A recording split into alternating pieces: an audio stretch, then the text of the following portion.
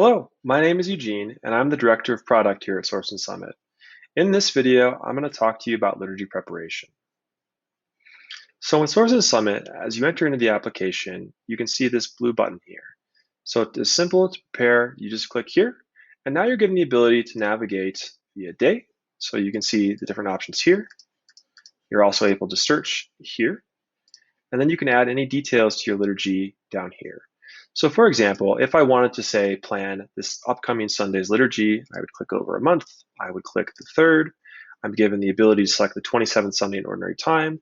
All I need to do is to click this, add a liturgy subtitle if I would like, add a mass times if I'd like, maybe 9 o'clock, and then I can click add liturgy and I'm set to go. Now, what if I wanted to do a ritual mass as an example? I can click into here, click into ritual masses, and I'm now given various options for ritual masses that I can use. Just see a wedding mass as an example. Liturgy display name, wedding mass. I have different text options I can use, and then I have the same options below. Now, let's say I wanted to prepare for Christmas. So I just go ahead and search Christmas. I have the Nativity of the Lord, Mass at dawn, vigil, mass during the day, a variety of options here. So let's say I select Nativity of the Lord. I can move forward, add the details, and then click here and I'd add my liturgy. So let's bump back to our first example, preparing a liturgy for the next weekend. I add this liturgy. I come into the liturgy preparation experience, and you can see here that I have my overall layout. So here on the left, I have the outline for my liturgy. So if I add this, I can add the different hymns that I'd like to have. So I want an offertory, communion, and a recessional. I can then move those to where I want them. So the entrance is in the right spot. I'll add the offertory. I'll add the communion. Let me move that a little bit down. And then I want to do the recessional. Let me scroll that down here. I actually am not going to do the ordinary, so I'm going to go ahead and remove this. Let me just go through and get these out of here. Sanctus, Mystery of Faith. I don't do the dismissal. All right, so now I'm set. So now I can go through and I can prepare my liturgy. So starting with this hymns, I am going to just go ahead and go from the suggestions. I'm going to add, I sing the mighty power of God. Now, let's just imagine in this instance that I'm creating this for my choir.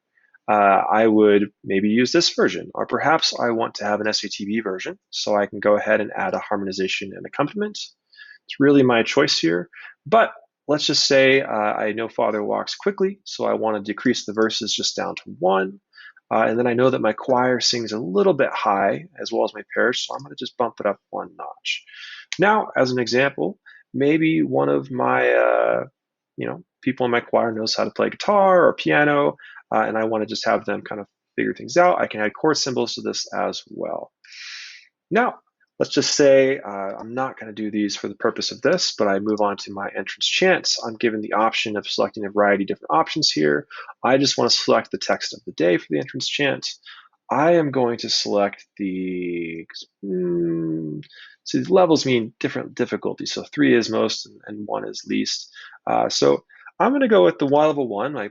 Let's say my choir is pretty new to this. I'm going to go to the settings. I'm going to change it to modern notation. Again, I'm going to bump the key up just once. And again, I could add various options here. I could decrease things. So we got 4 verses. That's maybe a little long. I'm going to bump down to 2. I have the ability to change the tone, but I don't think I'm going to. And I could add or remove the Glory Be, but I'd like to leave it in. So I'm going to go ahead and do that. Now, just moving forward, you can see we have the first reading, and then we have the responsorial psalm. So I'm going to go ahead and click into that. I have 1 option here, so I'm going to click that. Now I'm going to change it to modern notation, and this is ready to go. We have the second reading here, and then we have the Alleluia. I'm going to go ahead and plan that. I'm going to change it to modern notation. And again, I'm just going to bump it up again. You know what? I forgot to bump it up for the responsorial psalm. Let me do that. All right, so now I can scroll down. I have my Alleluia. We have the gospel. Let's say Father wants to do that in the short form, so we bump it to the short form. And then I have my offertory hymn. I'm going to go ahead and do, "Oh God, our help is in ages past." Let me just add that. And I'm going to remove those verses because I don't like them. And then I'm going to go ahead and add the offertory chant. And then I have various verse selections that I can add here. I maybe take a look. I think I'm going to go with the top verse. And then I'm going to select Simple English Propers for this option. I'm going to change it to modern notation. And I'm going to bump up a key as I've been doing elsewhere. For the hymn, let's go for beauty, for the beauty of the earth. And we'll bump it up a key. For the last chant, we'll do this. And then I'm going to change it to modern notation. And then I'm going to bump it up a key. Let's see, I think that's good. There's a couple extra here, but I think for communion, this actually works well. And you know what, actually, I'm going to bump those around. I want my communion chant to be before my hymn. I actually want the same for my offertory, so let me move that as well. Okay, now last I have my recessional. I'm going to go ahead and add joyful, joyful, we adore thee. Nice classic to ring things out. I'm going to add my key as usual, and then I can remove a couple verses, and now I'm ready to go. So in this instance, I can then share this. If I wanted to do a digital version of this, I could click export to export this liturgy. I can also preview what the liturgy would look like in a digital format if I wanted to. And then also worth noting that I can go ahead and play these things as well and listen to them just to get an idea of what they sound like if I need to.